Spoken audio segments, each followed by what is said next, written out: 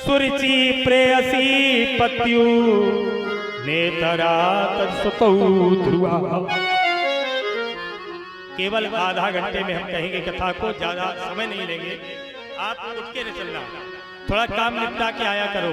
उधर गर्मी होती है और इधर तुम्हारा काम आ जाता है, इसलिए थोड़ी हम कथा कहेंगे। आप लोग बैठे हैं, बड़ी सुंदर कथा है, ध्रुव महाराज की कथा है। बताते हैं उत्तानपाद नाम के एक राजा हैं, उनकी दो पत्नियां हैं। एक का नाम है सुरुचि, एक का नाम है सुनीति।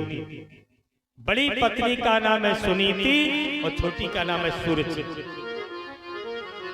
एक दिन की बात है महाराज, एक दिन महाराज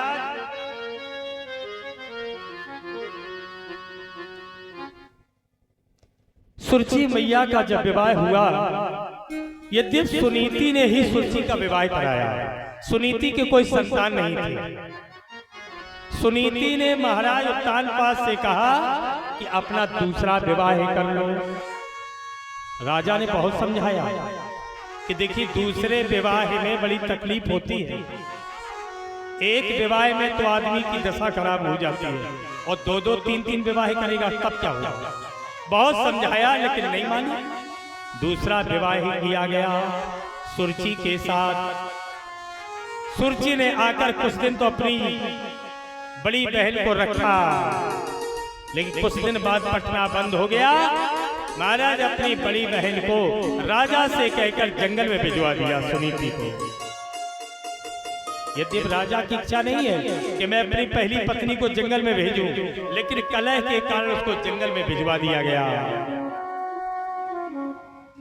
समय गुजरा, थोड़ा बहुत आटा दाल मिल जाता है बेचारी को, ना उसके बच्चे ना उसके बच्चे। एक दिन महाराज उत्तानपाद जी घूमते घूमते जंगल की ओर गए और धीरे धीरे घूमते घूमते आज उसी कुटिया में पहुंच जाते जहां उनकी पत्नी रहती थी। रात्रि में रुके, अपनी पत्नी के साथ रुक करके अपनी पत्नी को गर्भवती बना दिया है। इधर जो दूसरी पत्नी है वो भी कुछ दिनों बाद गर्भवती हो जाती है। महाराज एक दिन की बात है, सुनीति मैया के गर्भ से एक बहुत सुंदर बालक पैदा हुआ।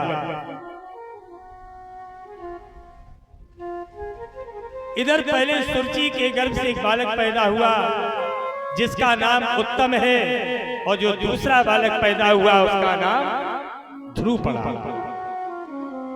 एक दिन ध्रुव महाराज ने अपने मैया से पूछा, मैया हम लोग जंगल में काहे को रहते हैं, हमारा घर नहीं है, मकान नहीं है, पिताजी कहाँ है।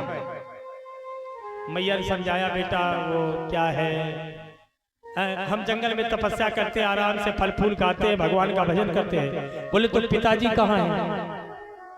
बोले पिताजी ये जो आगे नगर है उसमें रहते हैं। बोले कौन है। बोले नगर के राजा है। ध्रुव महाराज ने कहा, मैया मैं तो पिताजी से मिलूंगा। कैसी माँ हो, तुमने पिता से मुझे नहीं मिलाया।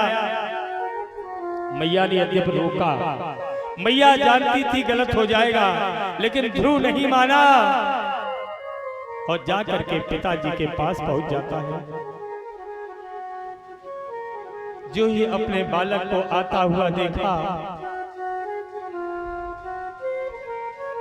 ध्रुव महाराज को उत्तानपाद ने जो ही आता हुआ देखा,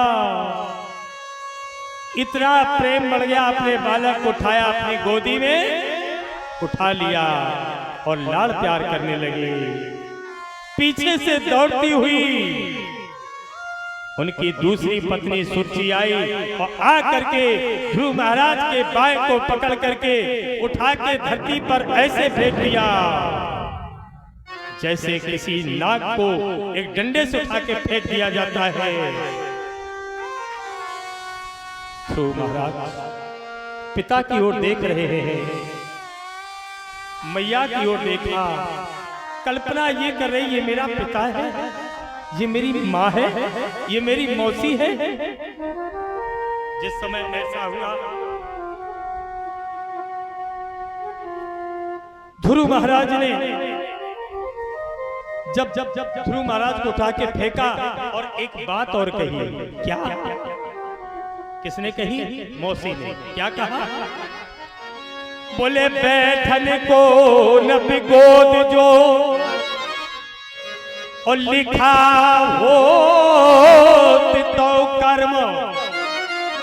अरे ध्रुव, अगर राजा की गोद में बैठने का तेरे कर्म में लिखा होता तो बैठन को न गोद जो और लिखा हो तो कर्म, तो सुनीति के गर्भ से काहे को लेते जन्म।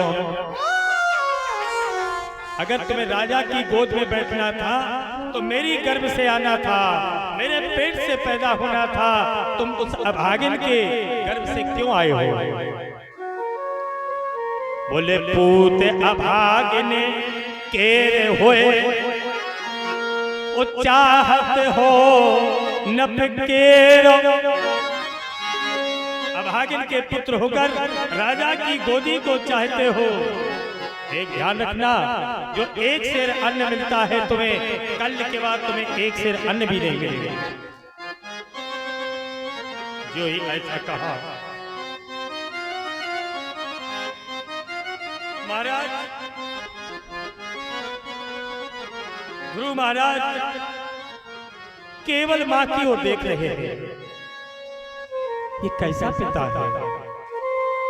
ये पत्नी कितने बस में हो गया।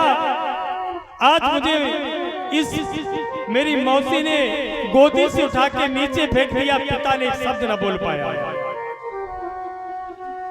कोई बात नहीं, ध्रुव ने ना पिता से कहा और ना मौसी से कुछ कहा।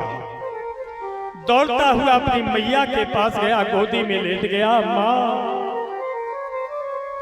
आप तो कह रही थी आपके पिता यहाँ के राजा है, लेकिन मैं जब अपने पिता की गोदी में बैठने के लिए गया तो वहां मेरी मौसी खड़ी थी। मौसी ने मुझे गोदी से उठाकर धरती पर पटक दिया। माँ, मैया, आज इतिहास का ये पहला दिन है जो एक माँ अपने पुत्र को अपने पिता की गोदी से उठा के फेंक दे। मैया, मोहे मौसी ने मारो,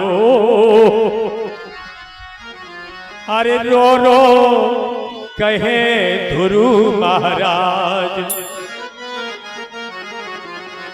हाँ, रो रो कहे ध्रुव महाराज। मैया, मोहे मौसी ने मारो, रो रो कहे।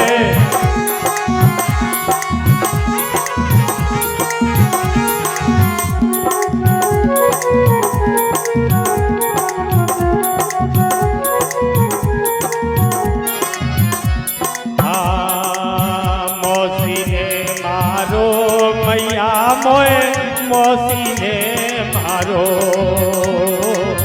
मौसी ने मारो मैया, मौसी ने मारो,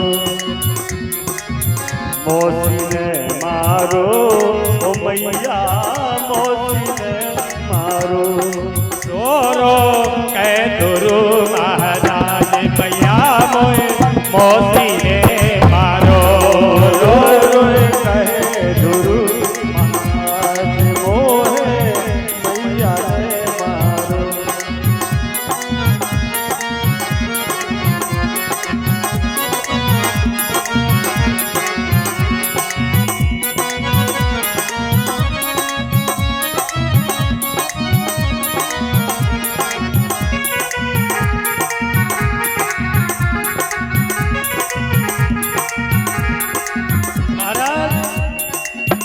ध्रुव महाराज रो रो के अपने मैया से बखान कर रहे, आंखों में शोक की धारा।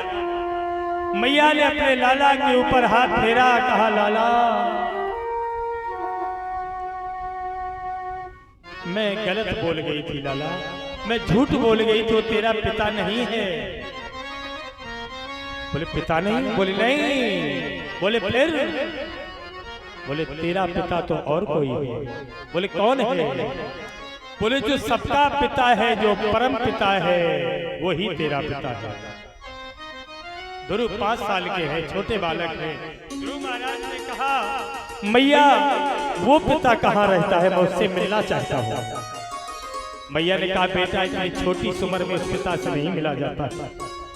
कहा नहीं मैया, जिद करके ध्रुव महाराज मैं मिलूंगा जरूर। आज ध्रुव महाराज उस परम पिता से मिलने के लिए मैया से जिद करते हैं। मैया ने बताया वो तो बैकुंठ में रहता है। कैसे मिलता है? बोले तपस्या से मिलता है। आज ध्रुव महाराज चल देते हैं। आज जो ही तपस्या के लिए चलते हैं महाराज, रास्ते में नारद जी मिल जाते हैं। नारद जी मिले। नारद जी ने ध्रुव महाराज को देखा, कहा छोटा सा बालक है, ये कैसे भगवान की तपस्या करेगा। महाराज नारद जी ध्रुव महाराज को ज्ञान देने लगे। बोले बिना गुरु के कोई भी काम नहीं होता है। लगता है हमारे परीक्षित जी ने गुरु किया कि नहीं किया? कोई बात नहीं, बहुत धन्यवाद। अगर गुरु किया तो अच्छी बात है, क्योंकि लिखा है प्रत्येक प्राणी मात्र को जिससे इच्छा हो, जो आपको अच्छा लगे, गुरु बनाना चाहिए। क्यों? बोले बिन गुरु भावानिधि तरे न कोई, और चाहे विराज संकर होई।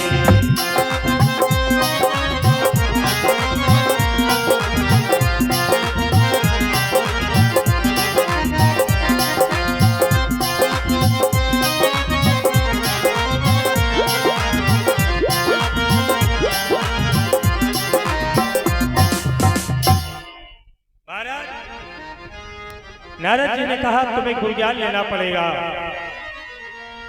नारद जी ने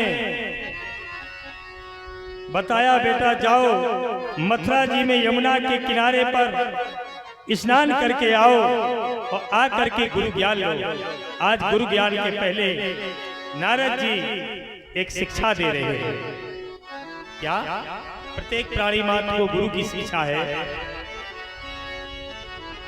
बड़ा सुंदर एक दोहा है, हम लोग सुने और समझे, जीवन में उतारना भी है इसको।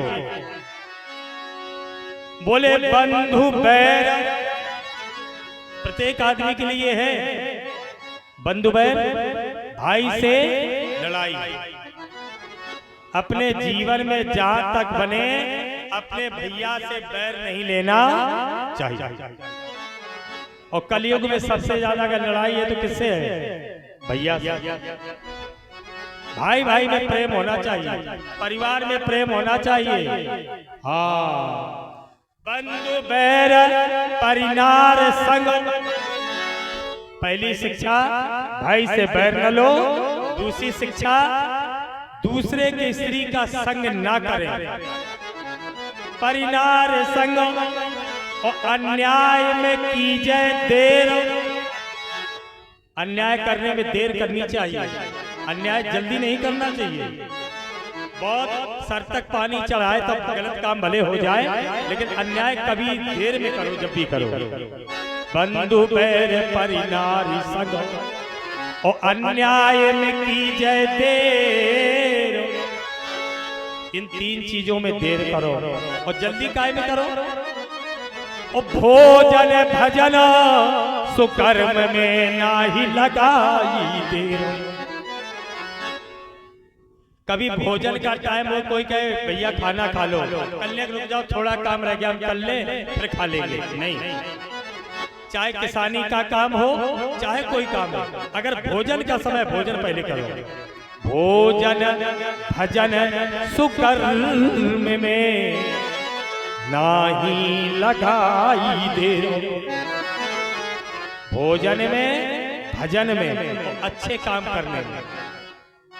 अगर भागवत करवानी है तो ज्यादा दिन टालो नहीं। पैसे नहीं तो 1 साल टाल दो, 2 साल टाल दो, 6 महीना टाल दो। है सत्यनारायण भगवान की कथा अगर बोली है तो ज्यादा न टालो। और या तो बोलो ही नहीं, हम तो ये कहेंगे बोलाबंदी ज्यादा ना करो। अब आप कहेंगे बोलाबंदी से क्या होता है, ये भी बात बता दें आपको। हमारी माताओं की कुछ ज्यादा आदत होती है, ये बोलती बहुत, चाहे जौन मंदिर पे जाए, मैया हमारी लौंडाई नौकरी लग जाए, हम तुम्हारी सभा पसेरी की डलैया चढ़ाएं, बजरंगबली बाबा यो है जाए, हम घंटा चढ़ाएं। जाने कितना इतना बोलती इनको याद भी भूल जाता हमने क्या क्या बोला था। मान लो काम हो गया, याद भूल गया। अब आपको इसमें गड़बड़ क्या होता है? अच्छा एक बात आप बताओ, सबसे सीधी बात, अगर तुम किसी आदमी से, हमसे आज शाम को कोई कह दे, कल कह दे कि महाराज कल को न्योता हमारे घर को, तुमने अक्का ही हमसे बोल दो कल को न्योता हमारे घर को, और तुम हमें बुलाओ ना हो ना, बिल्कुल। और मारे पेट में कंढाई मचे खेवे खिलाने हम बैठे, ना इतने बनो ना उतने बनो, न्योता तो और को घुमाओ, और बोले बैठी पहले से। तो बताओ तुम्हें हम का बड़ो अच्छो आशीर्वाद दें, हमें तो बड़ी गुस्सा लगे कि सर्वेशों की भोजन न बनो, परीक्षितों की भोजन नहीं। उनने 3 बार पूछी महाराज भोजन, हमने भोजन हमारा न्योता है गांव में एक जगह, और न्योता वाले पे चले गए रिश्तेदारी ले, कितनी गुस्सा में लगे। और हम तो मान लो इंसान है, और तुम भगवान को न्योता कर देती हो। 15 दिन को तुम में टक्कर, मान लो साल 6 महीना झेल जाते, हम जैसे तो एक रात न झेल पाए, भगवान के तुम झेलाए रात एक साल तक। कौ डलैया चढ़े खाती 15 दिन में 3 महीना बाद चढ़ जाए, और भगवान भूखे बैठे। लेकिन कृपा करके इतना ज्यादा न बोलो, और बोलो तो फिर करो, ज्यादा न बोलो। नहीं चलो आज क्या है, बोले भोजन भजन सुकर्म में ना ही लगाई देर। अगला क्या कहा, बोले न्याय के अनुसार दंड देने में न देर करे, और शक्ति के अनुसार दान देना अधिकारी को, और देना भूखे को भोजन और प्यासे को नीर दे। ये नियम है मानव धर्म का, भूखे को भोजन और प्यासे को नीर दे, और देना खान पानी यथा योग जीव धारी को, देना खान पान यथा योग जीव धारी को, और देवे बल देव शरण आवे तेहि अभय दान। अभी सुबह कथा सुन रही थी पंडित जी को मुखारबिंद से, भगवान श्री राम कहते हैं कि मेरे सामने अगर दुश्मन भी आ जाए तो मैं अभय दान दे देता हूं। अगर कोई शरण में आ जाए तो हमारा भी कर्तव्य होना चाहिए, अगर दुश्मन हमारे दरवाजे पे आ जाए और भीख मांगे प्राणों की, तो कितना बड़ा अत्याचार हो, उसको भी अभय दान कर देना चाहिए। कि देव बलदेव शरण आवता ही अभय दान, और गुरुजनों को मान सम्मान ब्रह्मचारी को, गुरुओं को मान ब्रह्मचारी को सम्मान। लेकिन अंतिम बात पे गौर करना, बोले सर्वसहु देव, ये सब कुछ दे देना लेकिन 2 चीजें न देना। क्या? बोले सर्वसहु देव और न देव कबहु द्विवस्तु, 2 चीजें नहीं देनी है, सर्वसहु देव और न देव कबहु द्विवस्तु, और बैरी को पीठ, ये छत्री का धर्म है। अरे बैरी को पीठ और दीठ पर नारी को, बैरी को पीठ और दीठ पर नारी को। संसार में सब कुछ दे देना लेकिन 2 चीजें न देना, अपने बैरी को पीठ और पराई स्त्री को अपनी दृष्टि, अपनी नजर किसी नारी को न देना। अपनी पत्नी के सिवा दूसरे से किसी भी प्रकार का कोई अवैधानिक प्रेम नहीं होना चाहिए जीवन में, तब अपना जीवन कल्याण से ऐसा ज्ञान दिया है। आज महाराज एक मंत्र भी दिया है, द्वादश मंत्र। ओम नमो भगवते वासुदेवाय नमः। ये मंत्र दे दिया, जाओ द्वादश अक्षर मंत्र जाप किया और जाओ भगवान की पूजा करो। आज गुरु महाराज चले जाते हैं। मैंने आपको बताया उम्र तो 5 ही वर्ष है। कैसे तपस्या कर रहे हैं, क्या खाते हैं, पहले महीने में क्या किया। बोले तेरा शांते है त्रित्रांते कपित्य वज्रावासनम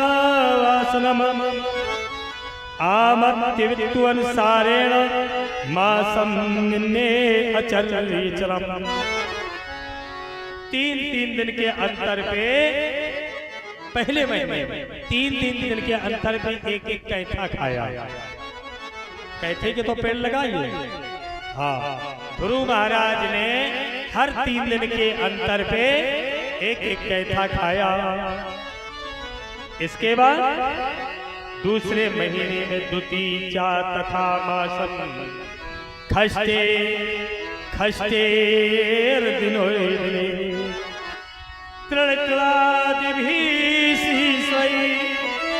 कृतानो अभ्यर्थी दुभमो। महाराज दूसरे महीने में 6 दूसरे महीने में 6 महीने के अंदर आज महाराज गुरु महाराज ने तिनके खाए हैं, पत्ते खाए हैं। और अगले तीसरे महीने में पहले 6 दिन के अंदर पे पत्ते खाए हैं, तीसरे महीने में 9 दिन के अंतराल में जल पिया है, और चौथे महीने में महाराज गुरु महाराज ने चतुर्मास वही मासे द्वादशे महाराज चौथे महीने में ध्रुव महाराज ने